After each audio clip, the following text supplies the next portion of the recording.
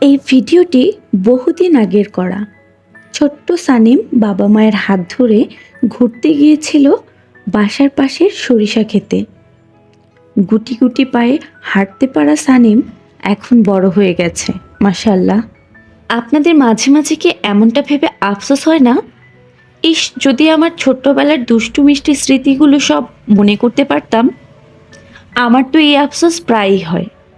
শৈশবের এই স্মৃতি কেন আপনার আমার মনে থাকে না, আপনি কি তা জানেন?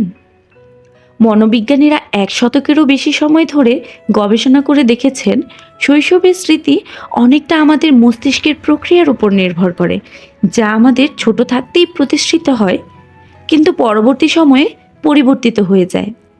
ছোটবেলার মস্তিষ্কের বিকাশ ও পুরোপুরি ঘটে না। তাছাড়া তখন ভাষার বিকাশ, সামাজিক অভিজ্ঞতার অভাব থাকে বলে সেই ঘটনাগুলো দীর্ঘদিন মনে থাকে না। ছোটবেলার এই স্মৃতি বিলোপকে আমাদের জীবনের স্বাভাবিক প্রক্রিয়াই বলা চলে। আপনার ছোটবেলার কোনো ঘটনা কি এখনো মনে পড়ে? জানাতে পারেন কমেন্টে। আজ এ পর্যন্তই। আল্লাহ হাফেজ।